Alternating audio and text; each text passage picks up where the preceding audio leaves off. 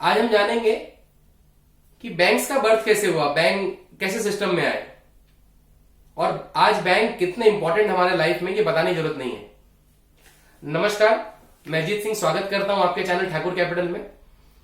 सबसे पहले जो ट्रेड्स होते थे, जो लोग ट्रेड करते थे, वो पहले का सिस्टम बड़ा अलग था। जैसे कि मैं बात कर रहा हूं 1400 ईस्वी या 1500 ईस्वी की। सबसे पहले हम यही देखेंगे कि लोग कहीं ना कहीं दूसरे जो व्यापारी थे वो दूसरे देशों में जाते थे जहां की जो चीजें ज्यादा फेमस है, तो उनको कहीं ना कहीं वो अपनी बैलगाड़ी के साथ जाते थे या कहीं ना कहीं बैलगाड़ी सिस्टम में थी, बाकी तो कुछ था नहीं। घोड़े जाते थे, बैलगाड़ी जाती थी, जहां से वो चीजें खरीदें और फिर वो चीजें खरीद के लेके आके अपने वहां पे बेचे। आज मैं कहूं तो जैसे कोल्हापुर है या जो भी एक एक फेमस प्लेसेस है, वहां पे मैं जाऊं और वहां की चीजें खरीदूं और वो खरीद के आज मैं यहां पे लाके बेचूं। तो उस दौरान जब हम जाते थे और खरीदते थे, तो पहले जो शहर थे ऐसे खुले हुए नहीं होते थे। कहीं ना कहीं जैसे कि आज हम कहते हैं गढ़ है, कहाँ कहाँ बने होते हैं, और वो पूरा जो सिटी है वो टोटली बंद होती थी और उनके टाइम टू टाइम खुलने का समय होता था कि वो मॉर्निंग में खुलेंगे और रात को बंद हो जाएंगे।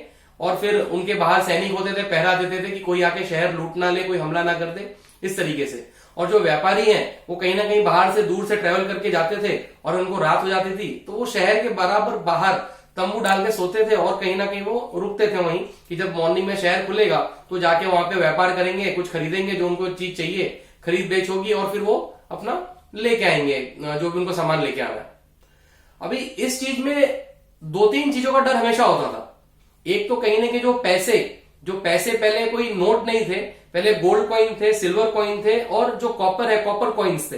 कॉपर, गोल्ड और सिल्वर यूज होते थे ट्रेड करने के लिए। पहले तो वैसे उसके पहले तो क्या बार्टर सिस्टम था कि अगर किसी को गेहूं चाहिए और किसी को चावल चाहिए तो वो दोनों जब मिलेंगे तब जाके गेहूं और चावल का सौदा हो पाएगा।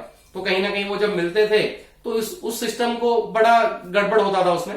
फिर कहीं ना कहीं करेंसी आई गोल्ड और सिल्वर और कॉपर के उसमें कि वो उस करेंसी के थ्रू आराम से ट्रेड कर सकते हैं। तो जब वो ट्रेवल करते थे दूर तक तो उनके चांसेस होते थे कि उनको कहीं ना कहीं कभी कोई लूट लेता था। मोस्ट ऑफ चांसेस होते थे कि उनके कोई पैसे हैं, कभी पोटली गुम हो जाती थी, कभी कोई चोरी कर लेता था। बहुत सी ऐसी चीजें होती थी। तो उनको कहीं ना कहीं ऐसी सिक्योरिटी चाहिए थी कि वो पैसे अपने रख सकें, वो अपने पैसे रख सकें और जो पैसे जब उनकी जरूरत होगी तब वो पैसे को यूज कर सके।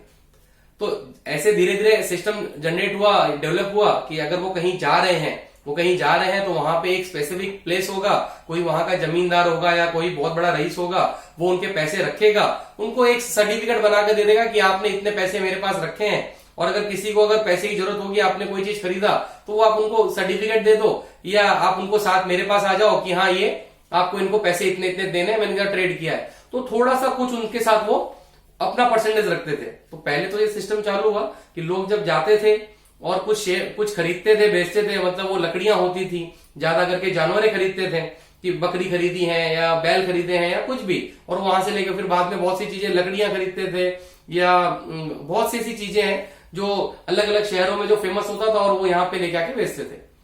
तो ये फिर ऐसा एक सिस्टम हुआ कि धीरे धीरे बहुत से हर शहरों में ब्रांचेस ओपन होने लगी और लोग जितने भी व्यापारी हैं अपने पैसे वहां रखने लगे। आने वाले टाइम में जब वो व्यापार करने जाते थे तो उस व्यापारी को कहते थे या उनको बोलते थे कि ये पैसे आप इनको इतना दे दीजिए, मैंने इनसे ये सामान लिया है। या उनके जो उनको कागज दिए होते थे वो कागज उनको दे देते थे कि हाँ मैंने इनको ऑथराइज किया कि आप इतने पैसे इनको दे दो। तो इस तरीके से कहीं ना कहीं एक स्ट्रक्चर चालू हुआ एक बैंकिंग सिस्टम की तरफ। फिर धीरे धीरे डेवलप हुआ और फिर आज हम जो बैंकिंग सिस्टम देखते हैं कि हम लोग ओटीपी है, जो हम लोग मोबाइल बैंकिंग यूज कर रहे हैं, फिर बाद में धीरे धीरे इसको और मॉडर्न किया गया। आज जैसे कि फेडरल रिजर्व है जो वर्ल्ड का इंटरेस्ट रेट को कहीं ना कहीं मॉनिटर करता है कि वर्ल्ड जो लेवल पे इंटरेस्ट रेट क्या होना चाहिए। और डेवलपिंग कंट्री में हमेशा वो कम होता है, डेवलप कंट्री में हमेशा कम होता है और डेवलपिंग कंट्री में हमेशा ज्यादा होता है। जैसे इंडिया में आरबीआई है, आरबीआई यहाँ रेगुलेट करता है